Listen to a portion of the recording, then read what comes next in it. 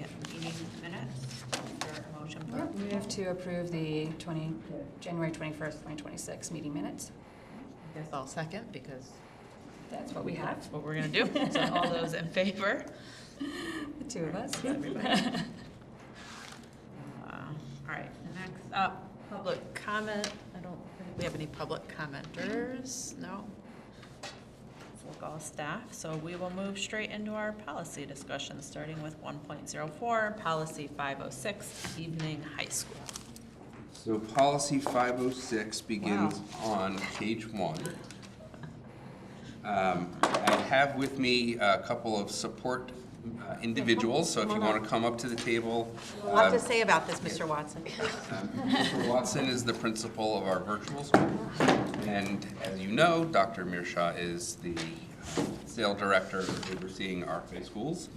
I've asked them to come and sit in because obviously the evening high school subject falls within Dr. Mirsha's purview, and a lot of the knowledge about this rests in the brain of the gentleman to Mr. Watson. So this is being presented to the policy committee for the first time. It was adopted or amended, it's not really clear from the document itself, on May 14th, 2008, and not touched since. So it is clearly due for something. The way the current policy is written, it really goes beyond more than just evening high school. It speaks to offering an alternative path to obtaining a diploma, which can be a combination of high school credits, evening school credits, and summer school credits. So the title of the policy itself is a bit of a misnomer. My understanding is the terminology within the policy no longer really reflects the contemporary instructional practices, and that is why I have asked Mr. Watson to come so he can speak more to the history of this and where we currently stand and why the recommendation is that we decommission this policy. Good morning, it's good to see you. So Frederick County Virtual School at one time was called Flexible Evening High School, which is I think where this policy originates. It was a model that was primarily for dropout prevention, where students met in person in the evenings, what we used to call Walkersville B, which is now the LLC. Gotcha.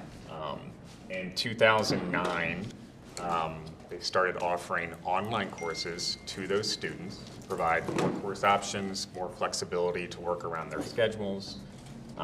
That then evolved into us offering more supplemental online courses to students across Frederick County Public Schools who are also enrolled full-time in their traditional schools. Some of that included credit recovery, some of that included summer sessions.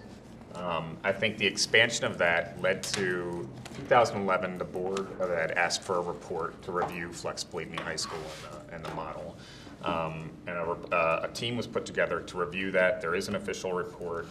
It was delivered to the Board of Ed in December of 2011. One of the recommendations in that report, along with many others, was to rename Flexible Evening High School to better fit the model of learning that we were providing. So based on that recommendation, the name was changed to Frederick County Virtual School, officially started using that name in the 2012-2013 school year, so immediately afterwards.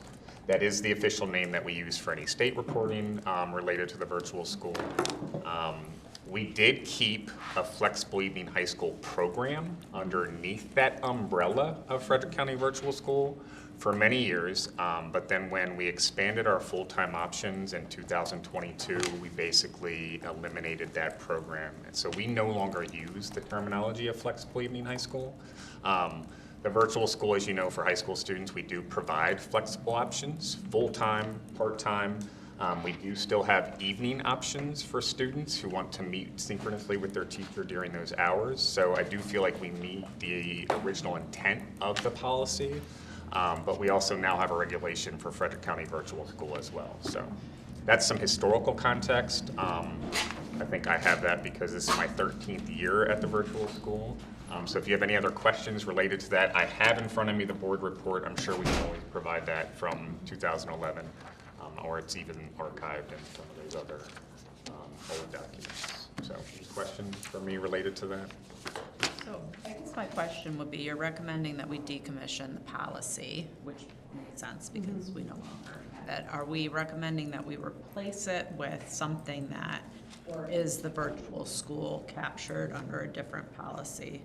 Really need it captured in any policy. It's Right. part of our academic programming. Correct, and so we're not recommending to replace it. The virtual school does exist. We have a robust regulation that What speaks to. regulation is it?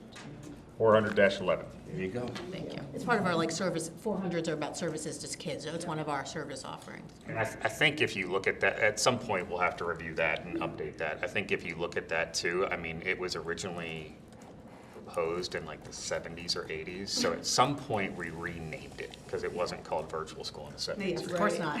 It's called evening or something, Yeah, right? Or exactly. something, yeah. So somewhere along the lines, we renamed it to get rid of that evening Sure. connotation to it. I think it makes sense to me that we decommission and appreciate the historical. Yeah. Yeah. Think it worked. Yeah. Thank you so much. The motion Move and, to decommission this We have to policy. send it to the full board, yes, right? the motion is to advance it to the board with the Advance this. intention to decommission. Okay. Second. All those in favor? All right. Hope the rest of your work is as easy today. Oh, yeah, that's like saying where you gotta knock some wood there. All right, next we have 1.05, policy 30, I'm not gonna read all of this, 'cause there's a lot, like. But you can read that. Policy 309, proposed 120, Oh, yes. policy 121, formerly 437, our discrimination, harassment, bullying And do we policy. have hard copies coming our way? Yes, not yet, though. So let me start off with a mea culpa. Somehow there was a technical glitch because I made the edits myself. I uploaded them to our shared file storage SharePoint. I put them in a specific folder. I named them what they were supposed to be named. Ms. Carson pulled them out of there, uploaded them into Granicus, and somehow between that happening and what you see in Granicus, the edits that were made at the last meeting, after the last meeting of this committee to policy 437, didn't show up. So what was uploaded into Granicus is exactly what was uploaded in January, and we didn't realize this until yesterday. So in lieu of trying to squeeze this back in and upload a new set of copies, I have a hard set of documents for us to look at. We will upload this to Granicus after the meeting, and we can attach a copy of this to the meeting minutes, which should satisfy all the requirements. I mean, you're not taking any action on it anyway, other than to advance it to the board, so it's no harm, no foul, as they say. Yeah, I'm not really sure, like, we have not yet been able to figure out the technical glitch that happened. But it happened. Hard to work around. So, your packet for this very robust section begins on page 13. They were both presented at the last policy committee meeting. 437 was presented in writing. 309 was not ready for written form, but the edits were discussed. We'll talk about 309 first. That starts on page 24 of your packet. As we discussed, we made the edits that we talked you through. We retitled to non-discrimination and renumbered 309 to 120. The policy purpose removes the reference to harassment, adds clarification as to the scope of the policy to include educational programming and employment practices. The definitions are rewritten to align with other policies, including policy 437. The policy statements, again, as discussed, we maintain the initial statement about a safe and supportive environment. The mutual respect statement, it becomes a standalone paragraph, and the employee statement from the existing policy remains. We are adding additional statements with respect to enrollment, prohibition on hate language and hate symbols, the refusal to enroll, to expel, or to withhold privileges based on a protected class status. In the implementation, we add to the referral to other related policies. The existing policy already refers to 117. We've just added other references. And we direct the superintendent to implement regulations and add consequence language in the event that someone violates this. Now, I will say the one edit we do still need to make to the consequences to align with the way we wrote it into 437 is to for board member censure by the board and possible referral to the state board. We need to add that phrase to the state board for removal if it is a board member. So those are the edits that were presented orally last time, presented in writing this time. The recommendation is to approve that for first reading. Do you want to discuss 309 first, or do you want to go through 437 and discuss them together? Let's see if there's any specific questions or concerns about this one, 309 Or and 120. 120. So, and I had sent some questions, but then that's when, I guess, we also all discovered that what I was looking at was not exactly accurate. So I'm not sure of the questions, because I mean, like the age, right? That was just a. Right, and that is corrected and that's why I was like, well, wait a minute, why is that not there? Because I know I Was that wrote. how you figured out that it was, that? No, I figured it out before Okay. you, but that was That was one of the things that I looked for, and I was like, huh. Gotcha. No, that was a good thing to look for, to know if you got the correct one was uploaded. I appreciate that. Because the other one I had was under C3 policy statement to strike and to accept, only because it could read to some folks, you know, we are saying everybody can have mutual respect for one another, that we can govern, but accept can sometimes come across as if we're trying to say you have to accept anything and everything. And I don't know, I feel like it's cleaner to just say that we expect mutual respect from everybody, no matter whether or not you accept someone's religion, you accept someone's whatever it might be. So that was one of my conversation pieces. I don't know what you guys think, thoughts, suggestions? Yeah, I think that's fine. Okay. No, I totally agree. I think that's good wording too. Okay. The semantics of acceptance, tolerance, all of those words have cycled Yeah. through, and I like the mutual respect. Yes. You know, yeah. just to go with whoever you are, and Mhm. here we are together. Let them work out the acceptance Yes, piece. exactly. We're No, I not like that a lot. I like Okay. that wording. Yeah. Okay. So we will change that sentence to read, members of the school community are expected to treat each other with mutual respect for the rich diversity that makes up the community. Oh, see, and that was the part that I didn't. So what I had, because I still had the old version. So it ended with, after respect, period, disrespect among members of the school community.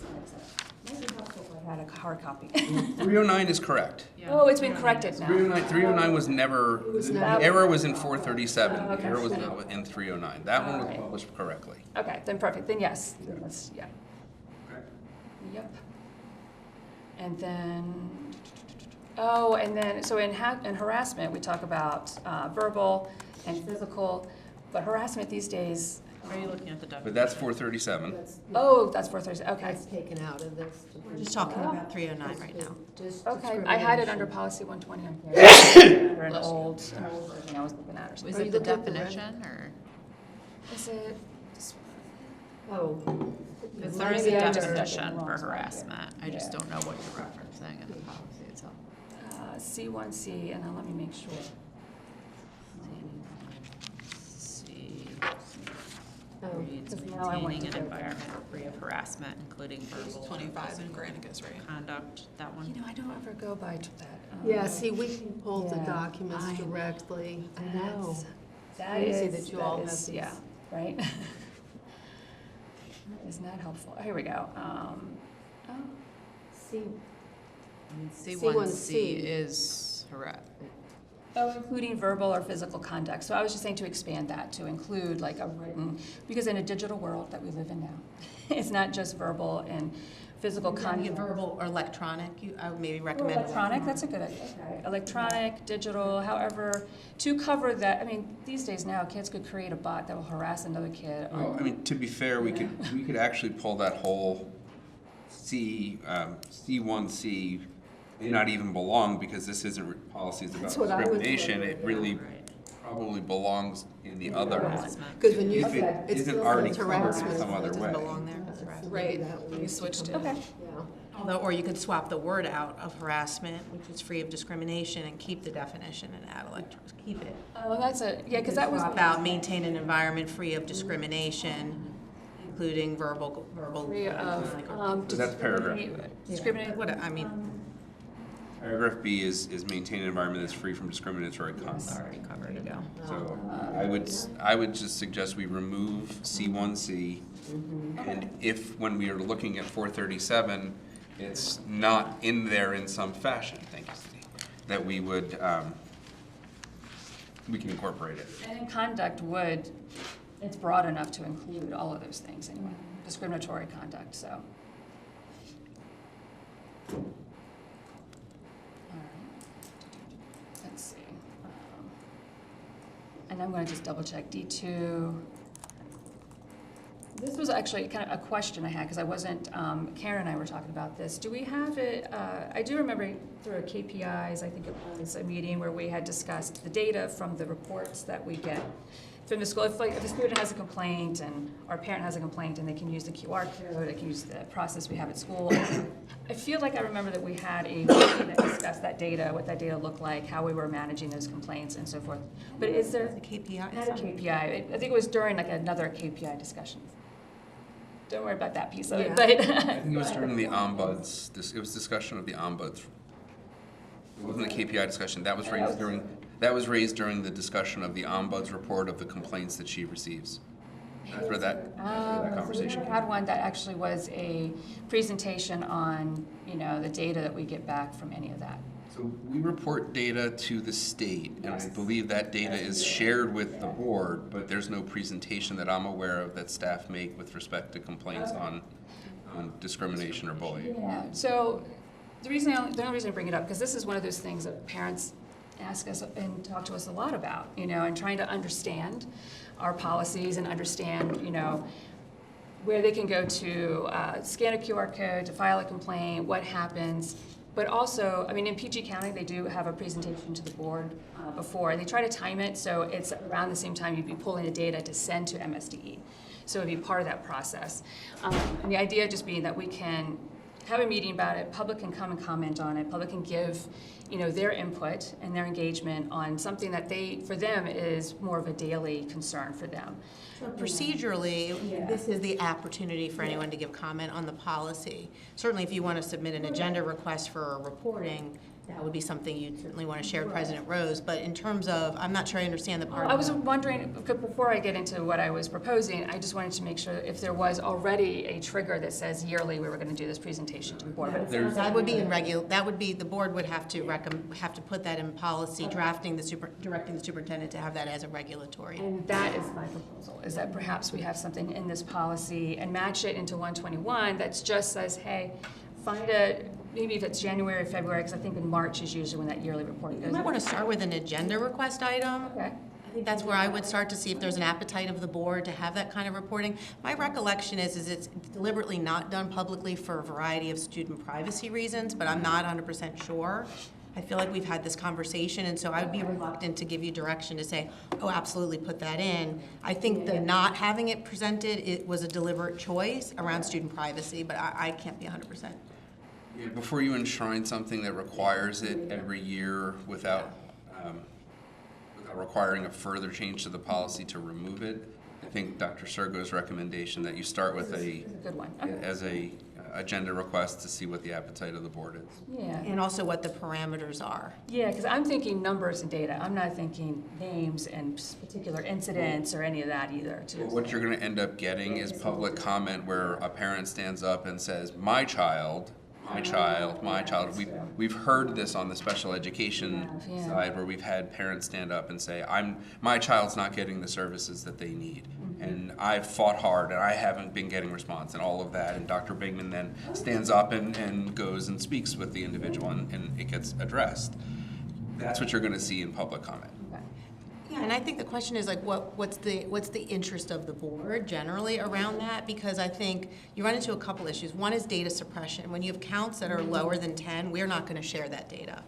Because it's a data Then that suppression. becomes like So that's one of the reasons why some of the numbers are small. But then I think the other thing would be like, that's having the conversation sit alone is sort of, is missing the point, right? So I could see sort of a request of student services to talk about all of the things we do to create a welcoming environment, what are the mechanisms around receiving reports, investigating reports, supporting students, supportive measures plans. Like, it's sort of a full picture, not just what are your numbers, right? If that makes sense. And that's really what I'd rather have, the fuller picture, like any context, because we also. What is our effort? What do we do systemically around creating a safe and welcoming environment? What does our data tell us about that?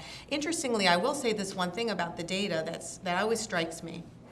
Sometimes having high reporting numbers is actually a positive organizationally. Actually, I agree. Because what it says is, I feel comfortable and I trust the process to actually care for my concern. And so I sort of say this with our team, because of course I report through the closed reporting around some of the employee investigations that are handled centrally. And what I would say about that is, when those numbers go up, to me that's indicative of our processes working. Because people say, I know if I raise a concern, it's going to be addressed fully and completely, even if they don't agree with the outcome.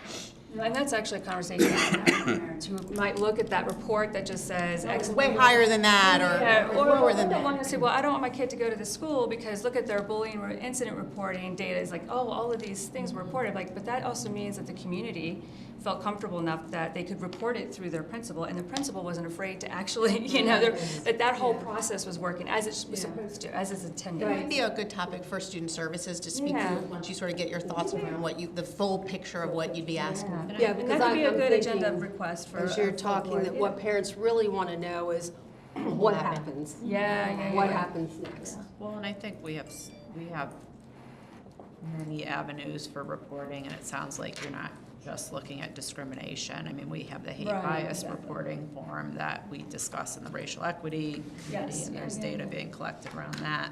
Bullying There's a is lot a of data that's- separate, yeah. and Yeah, so it is a I separate do, piece. I would say if it's something that we want to take a look at, that we would look at it more globally and not as part of this policy. Okay, that works for me. Okay, I appreciate that. I think that was it on this one. So, turn to 437? Or do you have more to talk about? on Well, I don't know, it's more of a question around, it's really around the no trespass section that's in here for, Where's that?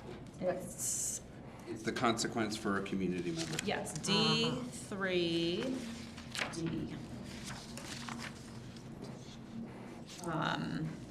And I guess if we could just talk about what the threshold is for this, because I mean, I guess from the discrimination standpoint, I understand, but we don't actually have control over the no trespass policy, no trespass from the legal side as much as maybe. We can issue them. Through the school system, we can issue, and the principals do issue them. Oh, yeah, But not we issue here.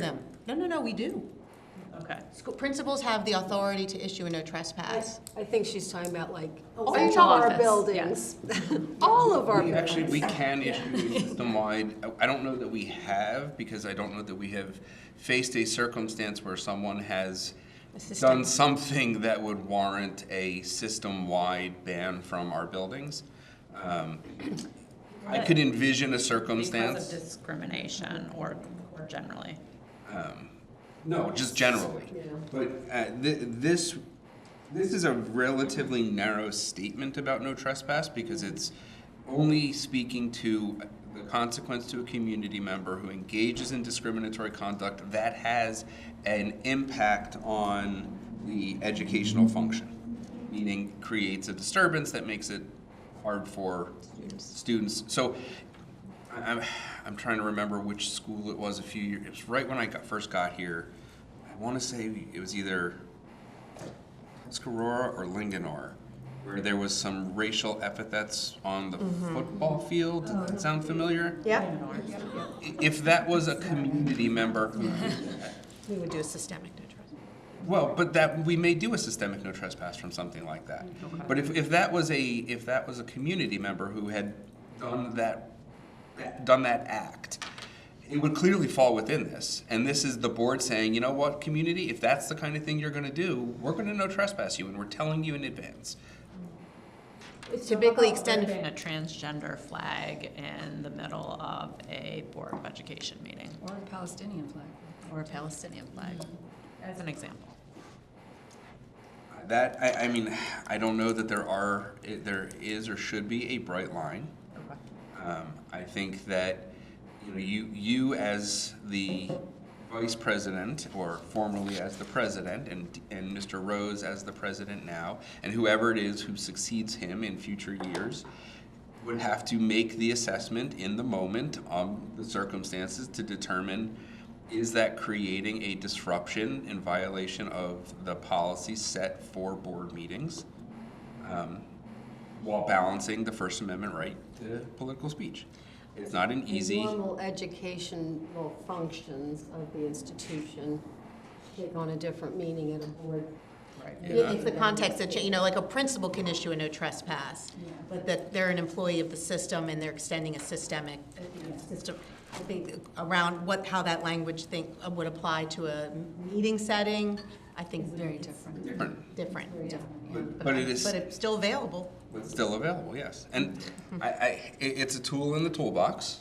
It does require the individual making the decision to, you know, balance those various factors. And I think to date, you last year, Dean this year, Ms. Rose this year, have worked hard to find that balance. Fair enough. I think when we move this forward to the board, it'll That will be a probably quick- generate some Yeah, additional I think so. discussion, I'm which sure. is valid. I'm sure it will. Invaluable. And if it is the board's will to strike that out of the policy, then that's what we Yeah, will I do, don't think because, that's the idea. It's not the idea. or if the board's will is to, you know, be more strict in its application, that too is within your, that is your area. Excuse me. But All right, I think can we move to 437s? No, 309? 437. Yeah, you got it right, 437. I feel like it's the artist formerly known as Prince, that we're Right, just which- talking it about. is, Yeah. Oh, this is the one we have to look at. This is the one you have to ignore what's on your computers, take a look at the page. All right, yes. Okay, I'm going back to my notes. I'm trying to read. Ready? Ah.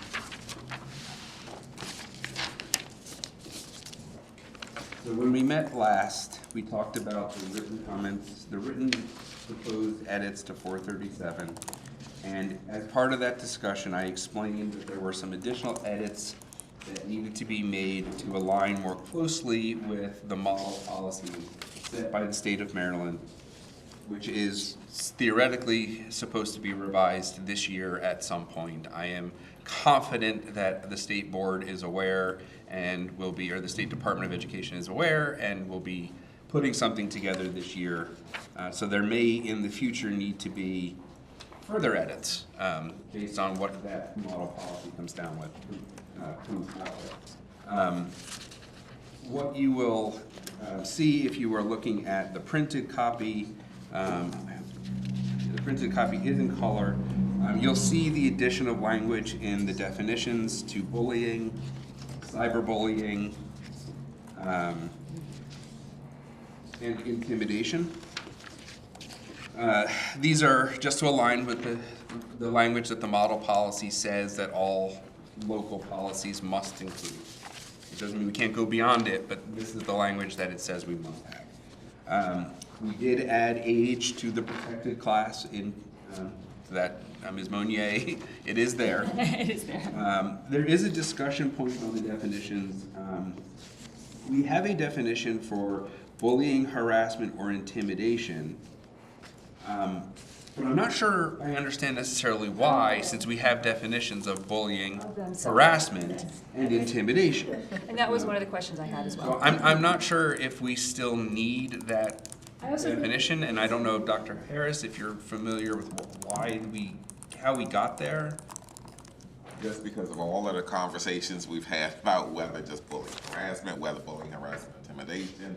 So since we have the definitions for the others, that probably let go.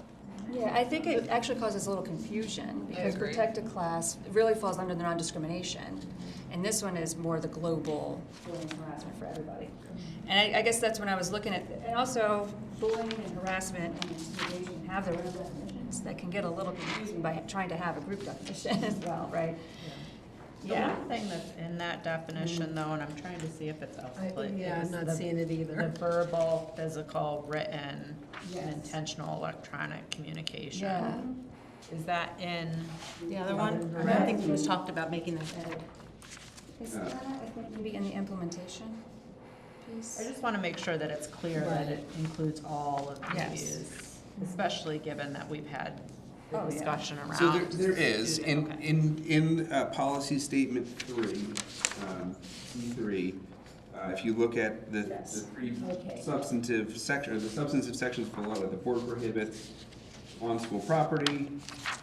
B is cyberbullying by the use of electronic technology or social media, which I think captures you know, what you're really looking for.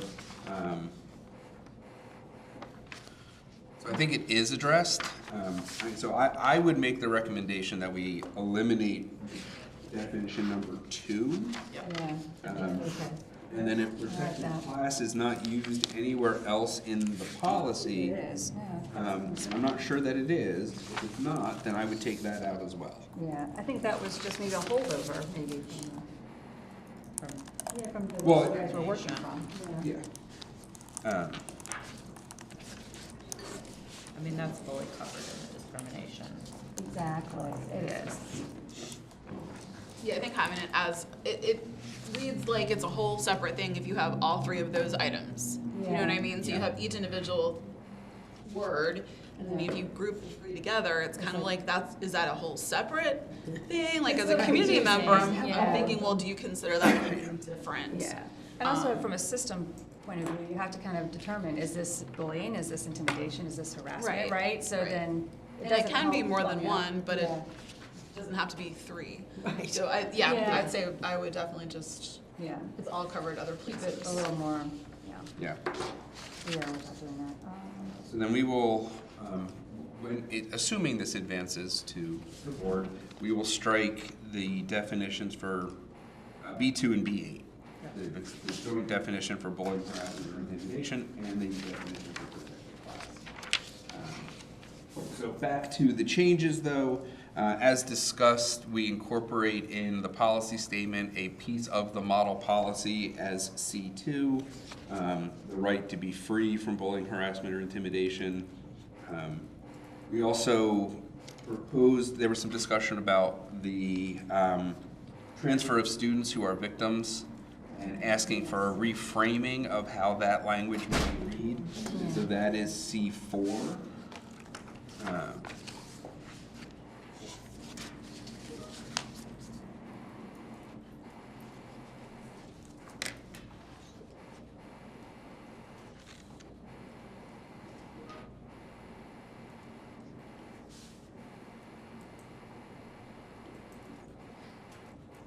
I'll give you a second to read it since you've not seen it before. The transferring, Yeah, this means that the transferring the victim. I just so need to take out the, one of these, yeah. Or adding Which up. item is that? or Add the word.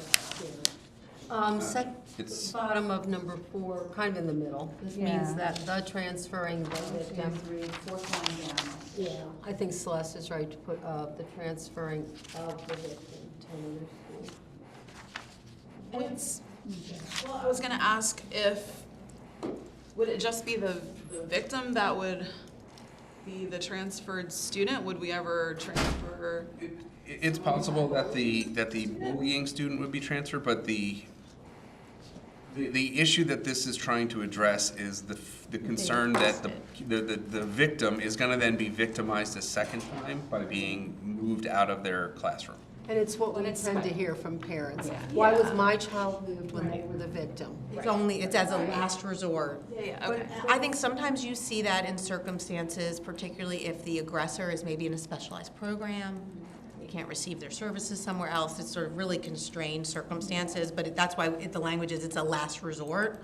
I like the Last of a parent, there'd have to be some, But it says to another school, it doesn't, and even as we were discussing it, we were talking about to another classroom, which would be in the same school. So do we want to add We can add to another classroom or school as a last resort? Unless you know, the victim. You could say classroom or school. Okay, all right. Yeah, because in high school, we've certainly reworked people's You schedules. can rework schedules and that's, Ever cross paths during the day. I mean, they still that- have the same, you know, We but had it's to still a do the different, same- yeah. we had to do the same thing with one of my kids, actually. Like, so, yeah, that was, I think, in my proposed, my proposal, like, any change to classroom assignment, schedule, or educational placement is applied to the student responsible for the violation, except when the targeted student or their parent or guardian requests a change on the targeted student's behalf, was kind of so the that's way I- probably too limiting because you can't just make it predicated on the victim requesting it. Sometimes there are constraints. that- Yeah, well, yeah, like you were just saying, the Yeah, so- programs are just where they are, you can't do that. I would say, I think the last sentence there, at a minimum in consultation. That doesn't mean it has to be on their request or by their desire. Create a situation where it has to be a request, or it has to be an Right. approval sort of situation. It also doesn't want, we also don't want it to be done without telling. Yeah, We don't want to shock the child and say, oh, guess what, we've decided to remove you. This is the last resort, you're Morning, now you're gonna be moving. here, yeah, It exactly. needs to be at least to have that notice. Consultation.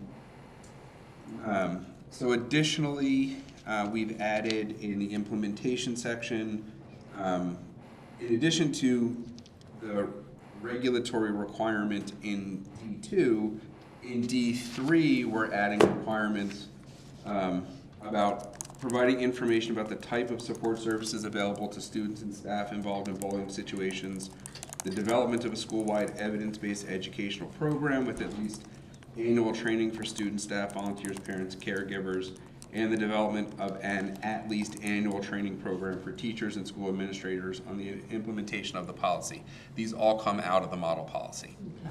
The model policy goes into a lot more detail, but this is where we differ from what the state has designed as a policy, where they've incorporated what I would consider regulatory language in their policy. So this captures the need. The new regulation will capture the content. Yeah. You'll see in this version of the consequences section, we added for the State Board of Education with respect to the removal of a board member. And then lastly, we add a section with respect to immunity from liability, which comes directly out of the statute.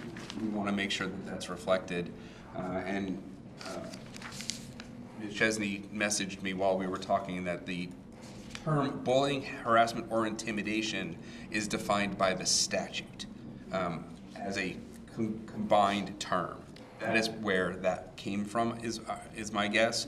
But I don't know that we need it because it's not in the model policy, and the model policy has directed us to use certain definitions. So I'm content with that. Yeah. Yes. As I look at number 4, tell me I'm off the mark completely, but you almost have to read the whole letter to know who that applies to. We can reverse the order, and so if a board member this, if a Yeah, student thank you. this, if an employee I think that this. might we make can- it easier. We can do that. Very Oh, I see what you're saying, yeah. Okay. Start with the if instead of the. Right. Yeah, because I'm reading member. censure by the board and possible, but that's only for board, oh yeah, if a board member. But I had to get to the end of that It was a sentence. little bit of a Yoda news. Yeah, yeah, and then I'm looking down going, okay, Yeah, that's the yep. employee, thank you. That helped, yeah. It's an easy fix. Good. I was trying to figure out why that was, I was getting hung up on that when I was reading this myself, so that is actually exactly what it is. Yeah. It's an easy fix. Any other questions or comments or concerns about the bullying, harassment, and intimidation policy? It's come a long way, baby. I just remember a few, there was a Brunswick group of students. I'm trying to remember now, it goes back a while. And one of their complaints was, if it wasn't bullying, which has to be targeted, repeated, and all that, then there wasn't anything really. Bothering. Yeah. Bothering. Right. Yeah. And it's like, oh, and I knew that was right because I would get calls from parents on students and you have to explain to them, no, that child is not a bully. So it's interesting because we've done such a good job teaching kids what bullying looks like. and what it means to be an upstander versus a bystander and all of these things that I think sometimes kids over apply the word, but it doesn't change the fact that they're engaging, somebody is interacting with them in a way that doesn't make them feel good.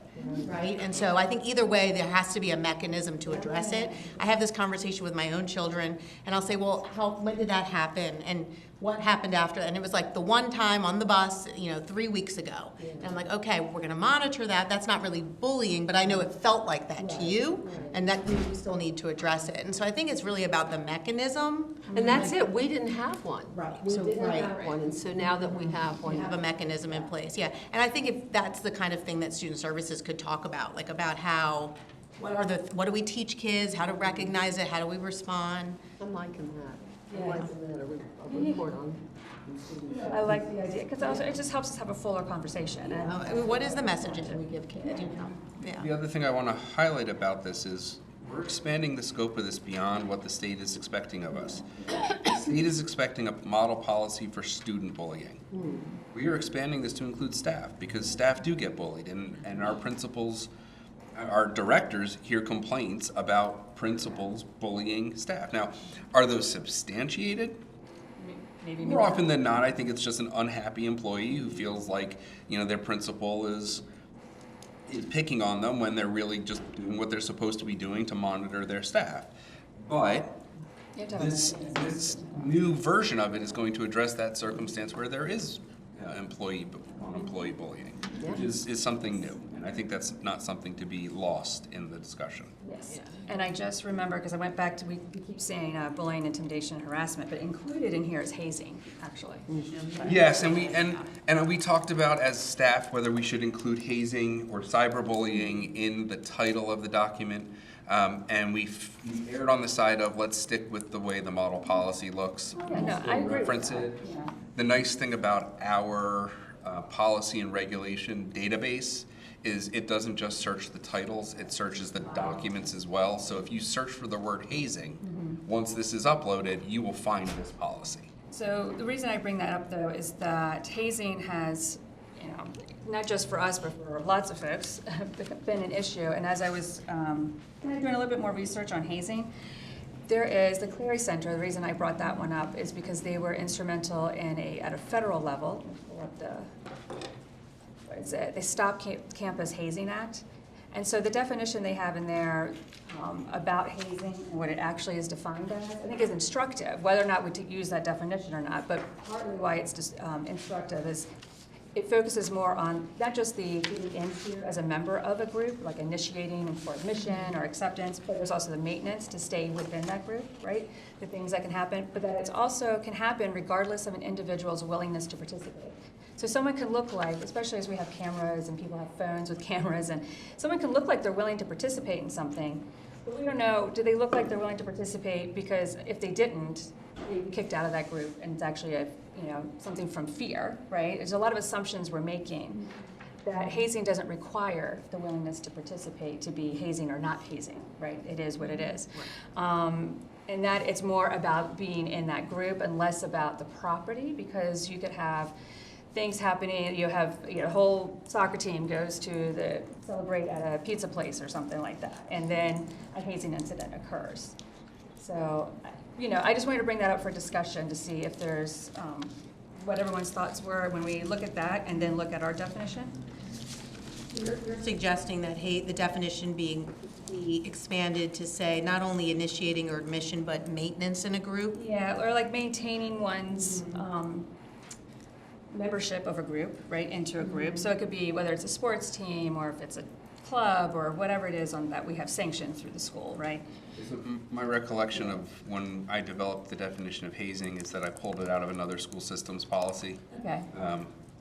That doesn't make it right, that doesn't make it wrong. That's just where you found it, so it makes Just telling you where I got it. Exactly, and I I appreciate think it that, covers yeah. a lot, if you say maybe into or affiliation/membership within Yeah. the organization. And then regardless of one's willingness to participate, I think is the other piece. That's it. But I don't know if there's some. Well, I wonder, do we have to put that piece in about regardless of one's willingness to participate? Because how do you I don't know, I kind of feel like that's a judgment call because you don't really know what's going on in someone's head. Yeah, but would someone say, well, they look like they're participating, so it can't be hazing? Well, they are gonna. Yeah, I mean, I think. Exactly, that's what I mean, yeah. I guess that's what I'm trying to figure out. I mean, I think colleges and universities appropriately so have expanded it because of the Greek life Yeah, and yeah. the other sort of membership where hazing has sort of historically been present. It is traditionally about initiation or gaining access to a group, but I think if you're suggesting that it be expanded to include maintaining membership in a group, I just don't know what the law says about I that. think that overlaps a bullying situation. If now you're in the group, if you're in the group, you're no longer being hazed, right? Hazing is, you, like, you have to do this to become a member. Once you're a member, if you're experiencing these things, Then it's bullying. now it's bullying and harassment. Does that make, like, hazing is about gaining access to the group, and then once you're in it, And that's why the Stop Campus Hazing Act, I was like, I was surprised by it, but it was, and it's a more recent sort of. because it becomes the repetitive, I went through it, now I'm gonna do it to you, and so now you're a member and you're I engaging mean, it's in it even as like well. in the medical industry, we talk about just, it's, okay, you're on your 72nd hour, Hazing is always about, like, the newbie, Yeah. right? And so, yeah, that's a thought. That's why I wanted to have the discussion to just see about. My only thought is too, I guess I'm trying to think how this, as it relates to high school, a lot of times, the freshmen, right? You're in a team of, grades 9 through 12, right? And the freshmen, could it be hazing if they're forced to like go get the water bottles for the kids for the whole season of the team? Yeah, you don't want it to Would be you like- call that hazing or Right, would you right. call that bullying? So now I don't know that I would, there's an argument that that's neither of those. Yeah, right. Well, you keep it, it endangers the mental or physical. have to go get the beer for the. I'm just kidding. But it does say. You know what I mean? That's Like a different it's hard. Yeah. But it does say in here that endangers the mental or physical Yeah. health or safety. So we do have like a threshold. Yeah, I think it's Comfortable good. with where the definition is. Broadly speaking, when covers. we run across situations where the behavior that's occurring, let's say it's isolated to a particular sport or team, we don't tend to label it as hazing. We tend to label it as harassment, bullying, and intimidation. And do it. They're already policies. Okay. All right. I think it covers everything that we're concerned about. Honestly, the way it reads. That's fine. Yeah. But that's why I ask and just have a discussion. Yeah, I know it's good. It's good. So there is a reference in our athletic handbook to hazing, and it is not verbatim, but it captures the same concept as what's in our definition that we're proposing. Oh, that's a good point. I didn't think to look at that. That's a good. That's not to say that athletics is the only place where hazing might occur, but that is, I think, one of the more Where they're most concerned. frequent places where we hear about it manifest. You don't hear about it as much in the drama club. Well, I don't know. That doesn't mean it doesn't happen in the drama club, but you don't hear about it in the drama club. Marching band, it does not happen marching No, it band. does not. I'm not saying it doesn't happen, I'm just saying you hear about it a lot more. Let's not paint a broad brush with any group. Like, no.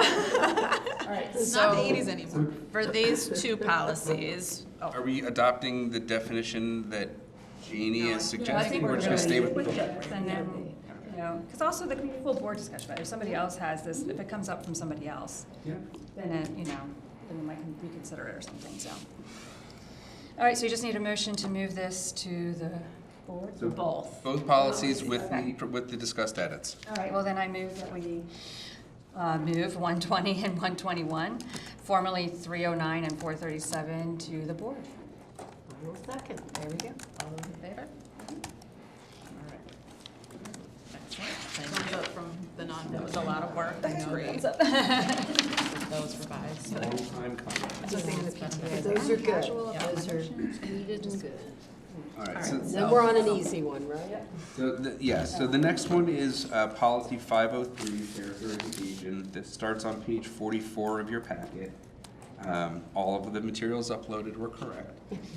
I do have a couple of subject matter experts here. Again, this is presented to policy committee for the first time. It was adopted in March of 2009 and has not been updated since. My understanding, and this is why Mr. Murphy and Dr. Gull are here, is that we don't really follow the character education. We don't teach this program anymore. We've kind of moved into the social emotional learning. So the recommendation is that we decommission this policy with no replacement. And I will turn the floor over to our subject matter experts to tell us why. So we have actually, and I think it's important for this group to know, formed a work group around our social emotional learning work, just to study where it's being taught, how we're teaching it, reviewing the materials that we're using, and so we're just now beginning to dig into that work. These concepts are taught in multiple different areas now in our curriculum and in different programs, and so the decommission makes sense, but I did want to make sure that you knew that we were taking an in-depth look of our SEL work to see where we stand and what improvements we can make. So 1997, yeah, sorry. I was like, I knew it was way before that. And it was like terrific. If you could remember terrific, you could remember the pillars. Oh my gosh, that's It funny. came out of, it may come out of the Aspen Institute, something where they tried to, 6 pillars of character. and they yes, tried to make it yes. where it was not subjective as, it wasn't, and it wasn't like that they were kind of down the middle, where it could be accepted by A a nonpartisan. large swath of people, so that's kind of where it came out. Yeah, and I think too, they also, in subsequent studies, realized that it's all, the devil's in the details, and it's how it's applied. Like how, if you have the program, that's great, it could be great if everyone is applying it the same way, but we're human, that doesn't, that's not what I happens. think you'll see these pillars represented in other ways. right, in every school's mission, slogan. Even like citizenship, you're taking a social studies class, a government class, you're doing, Respect, responsibility, all those. yes, Yeah, absolutely. there was nothing like you would say, I don't want my kid to be responsible. Right, exactly. Yeah, and I mean, yeah, that character counts thing, man. Thoughts, but I also know when it's coming up because I can tell in the change in my son's behavior. And he becomes more down on himself. And he becomes more inward and withdrawn because, Josephson, that's. you know, I think the worst thing that happened for him for his development was to actually get it in kindergarten. Because then after that, he's always got that he's trying to go back to. And his thinking is too concrete at that age to really understand, you know, all of the other pieces to it. Right? And so he just feels like, well, I wasn't good enough every time. And we're working, like, he's getting better at it, but he's still, I can still tell. Yeah. You know, I'm waiting for some of the developmental things to kind of come around for him to understand better, but yeah. I throw that out there while you're doing a work group. Those things. So, do we Yeah. have a motion Yeah. to move I'll this? I'll move that we move this to the full board for decommission. I wholeheartedly agree. And second Second. that. All right, all those in favor? All right, we'll move that forward to the full And board. we look forward to when you guys are ready to, you know, let us know how the results of your work are. Absolutely. Don't go anywhere. Nope, I'm not. You're on. Turn in the page. So we're done with the information discussion action section of the agenda. Everything else is just here for discussion. Policy 511, assessments, starts on page 50 of your packet. Presented to the policy committee for the first time, adopted in March 2009, last updated in December of 2019. So it is still, even though it's been updated since 2009, it is still fairly long in the tooth. We do not come with any recommended edits, but we are here to understand what the board's interest might be when we do bring this forward for revision. So you're just here to, if we have questions, not to really give the. So can I ask a question about, I don't know, I mean, you have the most longevity here in terms of, like, what, I understand it says here the purpose is the role of assessment. But like, when you look across this, like assessments, multiple measures, this is just part of how we do business. What do you notice, or why would a school system have a policy on assessments? Is it about how many we give or the types we give? It was the time. We have a district committee of assessments that does look at that, and there are mandates about how much time. Like the 2%, remember when the 2% came out? Yeah. Okay, was the 2% in 2009? Was it that long ago? No, that was in 2017. Oh, okay. When the legislation came, it was called the More Learning, Less Testing Act at the time, and Right. established that we had to have a district committee on assessment. Okay. If you've been on the C&I committee, you remember we report to the CNI committee every other year on the work of that district committee on assessment, and then publish a report for stakeholders. So that, you still need an anchor policy to sort of reflect the assessment approach in FCPS, you would say?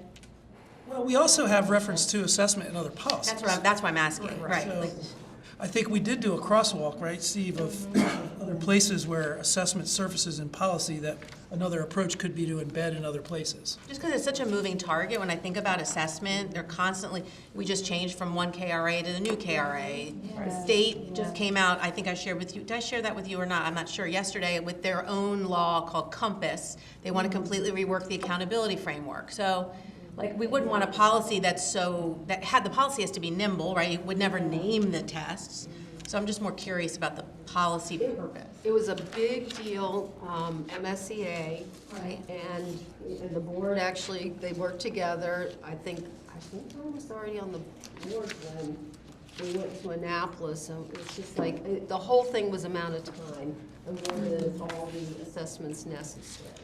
And just, that was really. And you're saying you have a committee that's, Yeah, and it seems like the board's interest would probably be that we are monitoring the time, that we are monitoring the purpose and value of the assessments that we give, and engage our teachers in that work. I would offer up the definitions of what a screening assessment is, what a local assessment is, what a state assessment is. I do think that needs to be reflected somewhere in policy for our public. I think those are valuable to understand. And they may change. So my thought, I think, was similar, like where Does it already? does it already exist? So like our grading policy, that We you know, don't had something to. Sorry, I'm thinking homework. We do. We have a grading policy, Like, we don't have a homework. You know, and I think thinking more globally about how we assess student achievement rather than just focused on assessments and whether it's can connect with an existing or multiple existing policies would be my interest in terms of like moving forward for this. Right, so we do have policy, as, you know, again, Ms. Chesney is my backup resource, messaging me throughout the meeting, giving me lots of good information. We do have policy 438, which is test and data reporting. that's why I was asking. So, I'm like, trying to figure does out. it make sense to have this as a standalone? That's what I'm asking. If it's your instruction, what we as staff can do is look at what needs to remain and where else can it live. We can approve edits to language and insertions into policies, just like we did with the field trip language when we relocated it out of 443 and into 414. We can do that approach again and decommission the policy, so this policy just disappears as a policy, but the content gets placed elsewhere. What was that policy number, the testing? Test administration and data reporting. Is 438, test and data reporting. Have we, that's in the 400 series, have we advanced? We've definitely done the regulation recently, too. Have we advanced that from here to, like, have we recently approved an edit? 11/6/24, it was revised.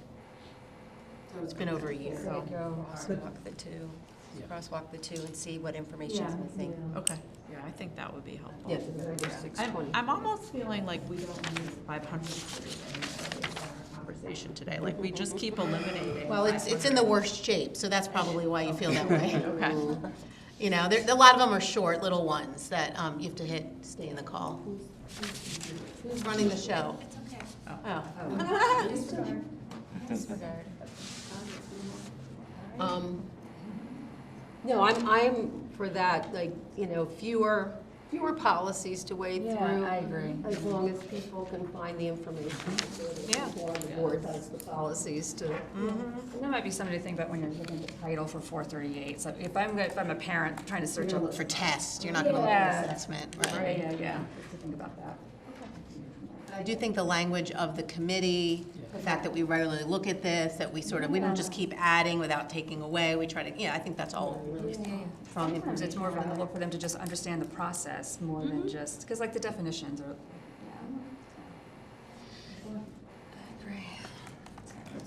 So that is the direction we will take. We will work to identify what in the existing policy needs to continue to live somewhere and then where. We anticipate that this will be back for the May meeting. with a written draft. Thank you. I appreciate that. And that brings us to policy 513, distribution of informational materials. This is in your packet on page 55. I've asked Dr. Loris Phillips to join us, since this largely falls under the public affairs umbrella. This is being presented to the policy committee for the first time. It was adopted on August of 2009 and last updated in October of 2019. It is another one of our very robust policies.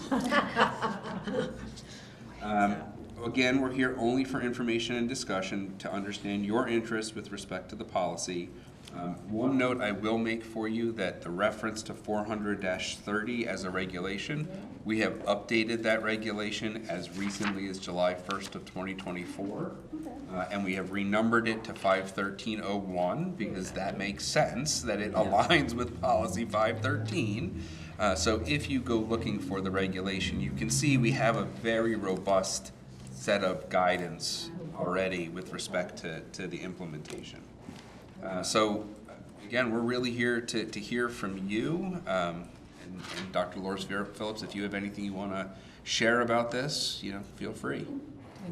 As Steve already mentioned, good morning, first of all. Good morning. Hope you're all well. A large part of this falls in regulation already. Yeah, it does. I was just wondering, what do we need a policy? I think, because I think part of our community outreach, I think for the, coming from the former PTA side, where that was, or sports, or, all the youth stuff, scouts, all the things that you would go through the school, I think there needs to be a clear statement that we support that, of course, then in the regulation do things. that. Right, and that's That's the the question, thing, does right? this do that? And that's where I would say, make sure it's the Consistent language systemic does this. process. So my question is, Board Policy 121, doesn't that also speak to distribution of information and materials? 121 is going to be the. Well, but there's another number, Nikki, I have the number wrong, but don't we have in the 100 series, hold on. Is that the one that covers like not having political material? No, it's not that one, but that one's the political activity one, but, No. hold on. We'll see who's probably, I'm saying, who's faster? I'm not gonna try. But I mean, I can understand someone who wants to find out, hey, can I pass this out in a car rider line, thinking of PTA, right? It's we have a spring dance coming up, can I do this? And the 3 fee. And consistent. And consistent, That's and they're in there looking with for this. the policy or the regulation behind it. So they're gonna be looking up, are they gonna look at it as distribution of informational material? I mean, yeah, what's that wording? And I guess we did decide what kind of materials are we, and there's a ton All of of different all kinds. materials that get distributed on a regular basis. And now it is also distributed in different ways, so, And also the technology, right? Because And yes. that's all addressed in the regulation. Right, that's what it sounds very regulatory We're to me. moving away from the physical copies. We're moving more towards each jar. HR is our digital information board. So in the past, it would be Friday flyers or Thursday Yeah. folders, whatever flyers were being distributed that way. The majority of that now is through our electronic distribution center. So the regulation speaks to how to community members or agencies would like to distribute that material. So as far as handing something out of a car rider line or a bus line, that doesn't happen as much. We don't get those requests. If anybody's doing that, it would be staff that would be distributing that, and they can do that. But as far as a outside entity wanting to distribute information, it would be electronic primarily. There are some hard copy materials that community agencies like to have distributed, and so that goes through the process as well. I misspoke, that there's no such thing. There is one possible subject that would fit in here that would make sense for the board to make a statement on. Just about once a year, I get someone inquiring as to why we allow the Gideons to place the Bibles in the schools. Sometimes twice a year. The answer is because the law requires us to. They're not there for distribution to students, they're there for distribution to staff and other adults who are in the building. And we have a process for them and requirements. They have to say that this is not endorsed by the board or by the FCPS. There's a limited period of time it's allowed to be displayed.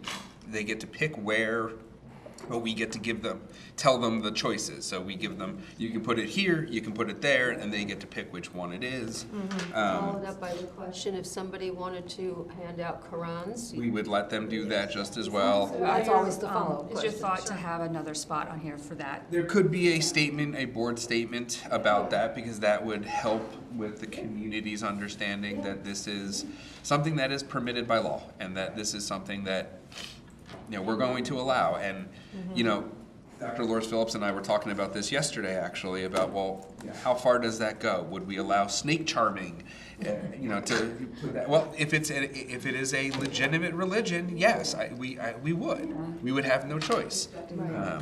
But I do think, to the point of what, there's, the reason we're asking the question about why we need the policy is that every line is, and read the reg. So I think the question I have is, what can we surface from the regulation and either replicate or elaborate on in the policy? Because I think the sort of the spirit of, the access is not universal anytime and all times. They're limited to when, there's certain things you can't do. You can't say that it's been you can't put our logo on things. There's a number of things in regulation that I know you confront and you manage. So I wonder to what extent we can surface some of those things sort of as the anchor from the reg and put them in the policy. To the reg for more detail. Right. Because we do get complaints sometimes of, my kid brought this home from school and it has the FCPS logo on it, and then we're like, We didn't do that. and Dr. Loris Phillips has there's a process, if you want us to distribute how that gets reviewed and all of those pieces that I think we could sort of speak to. No, And sounds good. I think that as part of the policy too, making a clear statement that the board encourages partnership with our community Yes. for the betterment of our students or whatever. I mean, I think that, some of what I hear particularly from nonprofits is it depends on who you know and how you communicate with the particular school, whether, you can get access and have information distributed or not. And that might be that It's who you know, not necessarily the policy or the Right, and sometimes regulation. that's perception and not reality, but I like Sometimes that. it's reality. How would we, from the regulations that are already there, establish a policy that respects the board? We want to have more consistency, that it's not just about. Well, I who think we know. using the definition, I pulled Yeah. up the regulation, and I do think it has That could be some, pulled into it. Yes. Works, then just, Because the regulation provides that consistency. It does. Yeah. So that would be and that's good what to- it's supposed to do, but the policy is supposed to establish this is, as a board, what that we we endorse. expect in terms of our partnership and distribution of materials or not. The one thing we have in the regulation that we speak on behalf of the board is, for example, the statement that has to go under all these materials is that, especially the Gideon Bible or any other material like that, these materials are neither sponsored nor endorsed by the Board of Education, for the superintendent, FCPS, or any FCPS school. It'd be good to have that in this policy too. So that could be As something. I think that's what. And that is driven by case decisions that have interpreted, what does the board have to do to separate themselves from the Gideon Bibles? And I'm not picking on the Gideon Bibles, but that's the most, That's that's the most common one. Yeah. Fair point. Okay, lots of opportunity to make this better. I don't know about you, I have Like questions rethink about how this this. could be. Hey, put the Bible as well. Yes, they. Available, Yeah. just like a Marriott. It's Just like a Marriott. That's what we want to be thought. No. Microwaving your lunch and there it is. So unless there's other comments or discussions, this one we're also anticipating bringing back in May. And we'll come with the edits, that we've talked about. Thank you, Dr. Lorsfeld.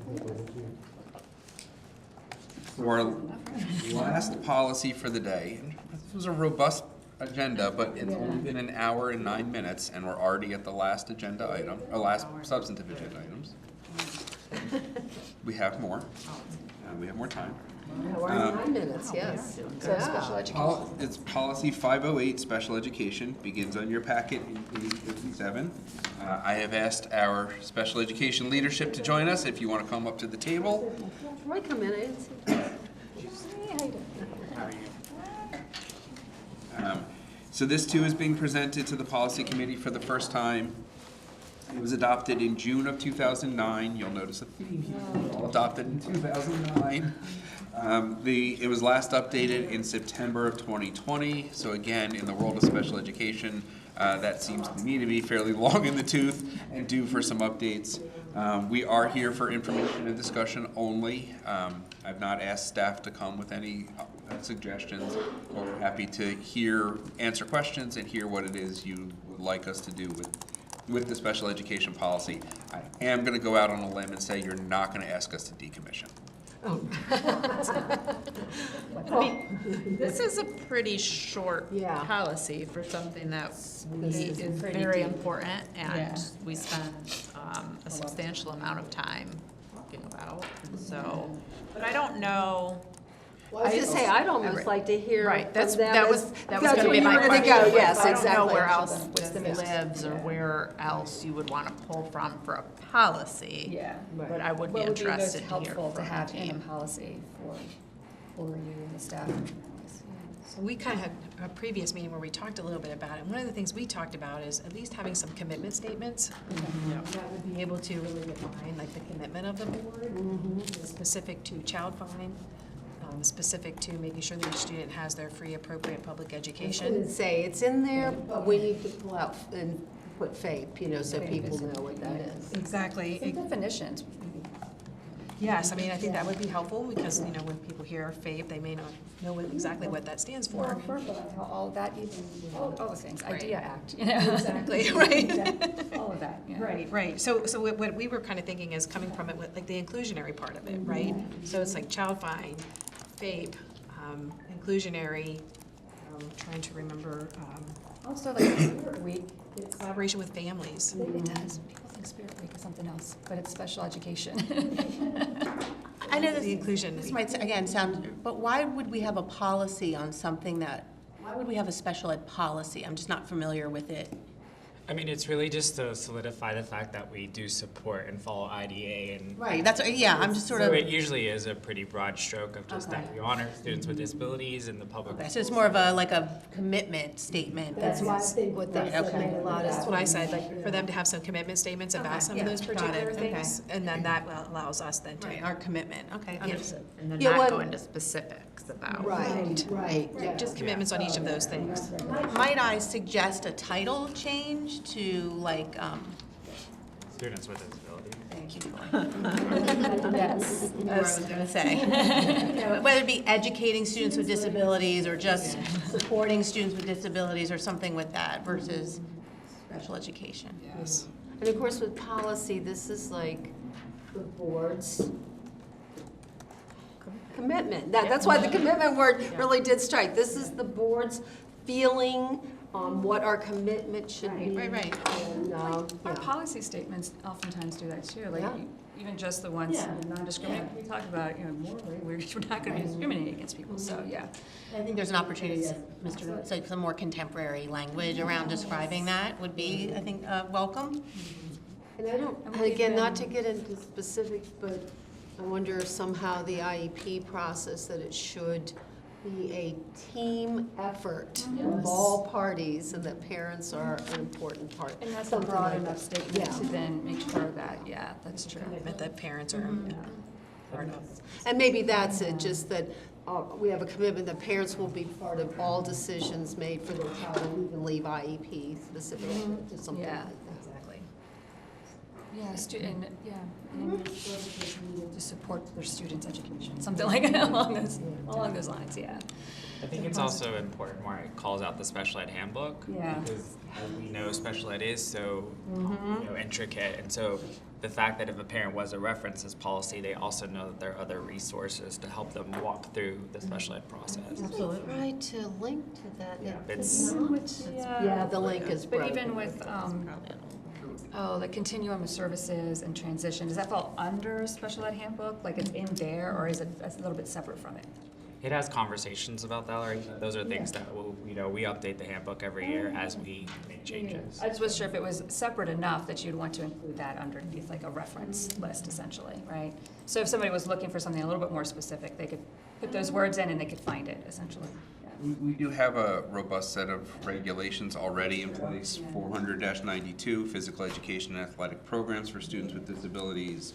There's a lot, yeah, you got 50801, special education and related services for students enrolled by their parents in private school or homeschool instruction. 50802, school IEP team.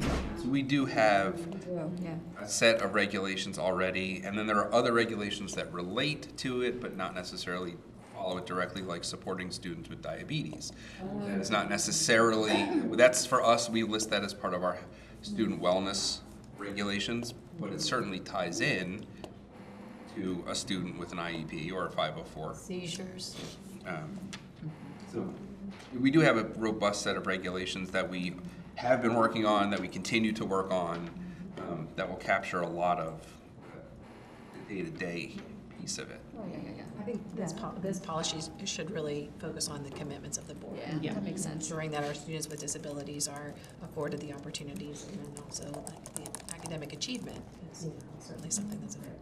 And I guess also linking that if services can't be provided within FCPS, that we partner with private providers or however, but making sure that that's clear too, that it's a full continuum of services. I think that also even backwards mapping that, because we don't have a policy on 504.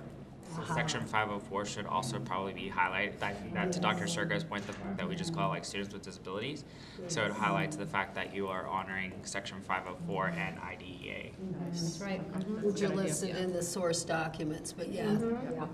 We do have a regulation on 504. We don't have an anchor policy for This it. would help them. For me, it would be helpful to just have a list of those regulations, erase the regulations.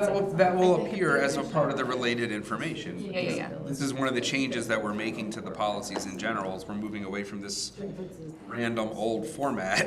Oh my gosh. And I was just thinking for me to be able to, I'll go through it, I can look for the regulations and all, but does it sit within a range of numbers, the regulations, or are they kind of a little bit, I mean, I know diabetes sits somewhere else, but. I mean, our policies are broken up by series. Yeah. 100 is the board, 200 is operations, 300 is personnel, 400 is Follow that students. with the regulations, so, yeah. We try to follow that with the regulations. We have been doing a lot of renumbering, Yeah. moving things around to where they fit better, Okay.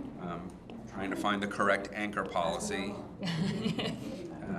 So, yeah, no, we're trying to create that alignment, so when you go look for special education, you'll see policy 508, and then all of the other regulations will live directly underneath it. Okay. That's kind of the goal, to make it easier. 500 series is. Thank you. You knew exactly what I was asking. I appreciate it. Yes, roughly, it's kind of a bit of a hodgepodge. That's why I asked about 500 as a series, because like special education or students with disabilities could actually fall very nicely under our 400 series because it focuses on student services. I don't see why it needs to be a 500 series. That's a So, good point. I don't know. That's as we've Something been to going think through about. 500 today that I'm questioning. And the distribution of informational materials could live in the 100 series, because that's more of a general item for the system. It does in, Ms. Chesney has shared with me that it does live in the general Which makes group sense. in other systems. So, I mean, look, if your goal is to get rid of the 500 series, we can work towards that. It was not necessarily my goal, but as we've gone through this whole policy revision process, and we keep saying like, oh, this should live, like, there's so many connections here. I think as much as we can streamline, Yes. that we should try to do that while we're in this process already. And so, Keep the information. As staff, we can talk when we're working through preparing a revised version. We can discuss, is the 500 series where we feel it is best, and make a recommendation to you as to whether it lives there. that makes sense. And in terms of bringing back a copy, revised copy, I actually am going to recommend decommissioning the existing and just starting fresh. That's a good. Because there's not much here, right?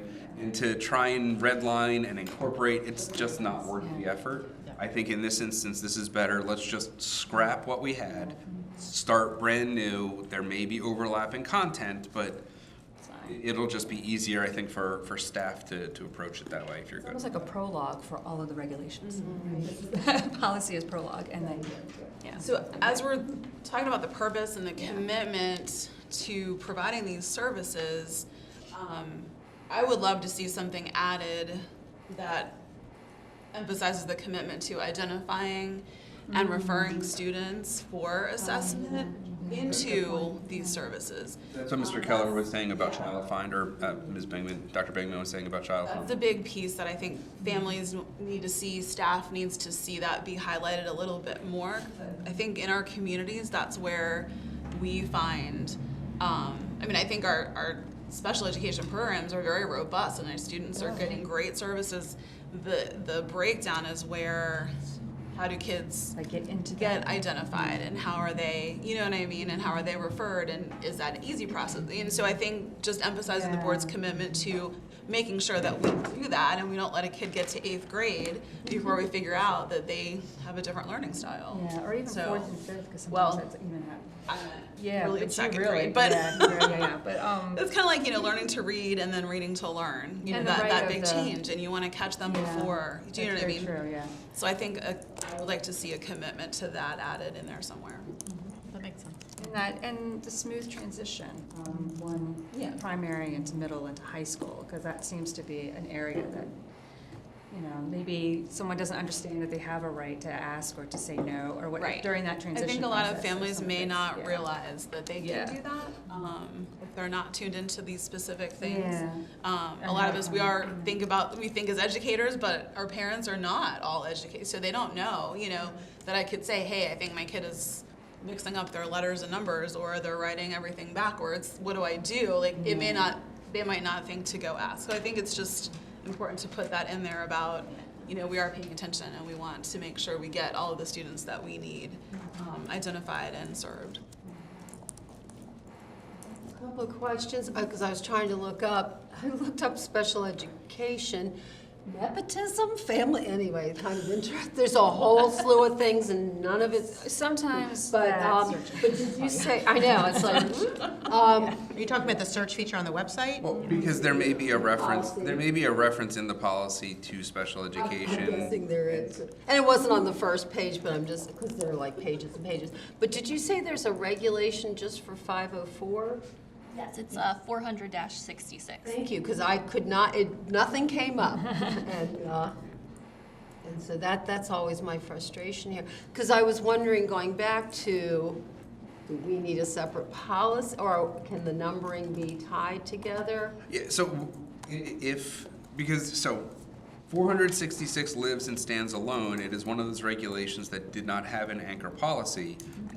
In the revision to 508, if we revise it in a way that incorporates 504 more directly, other than as a, you know, as a reference in the sort, it's not even in there. It's not even referenced in the legal references in 508.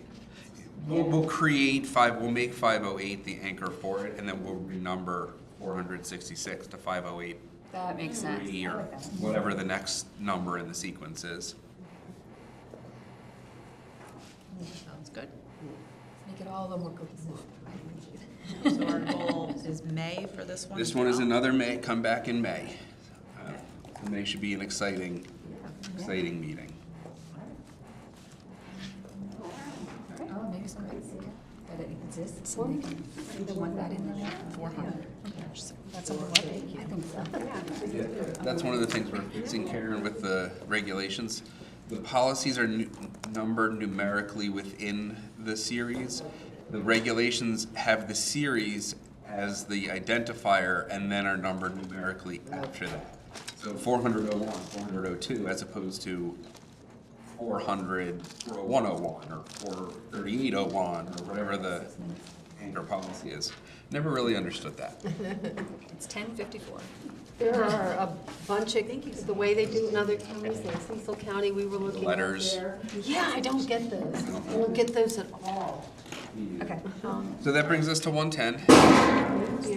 Item 110 is upcoming policy meetings. Our next meeting is March 25th. We have a tentative agenda with 5 items on it. 115, responsible use of social media. That was previously presented for discussion on November 19th, and it's going to come back for edits. 510, copyright laws. That was previously discussed at our last meeting and will come back with edits. 515, waiver of board policy, previously discussed at our last meeting. We'll come back with something. Okay. Come back with something. And then we'll have 2 items on for information and discussion only. 516, teaching of potentially controversial issues / use of historic artifacts. And 509, extracurricular and co-curricular activities. That is March 25th. They missed February. Again, not necessarily in that order. We try and accommodate staff schedules, so we sometimes move things around.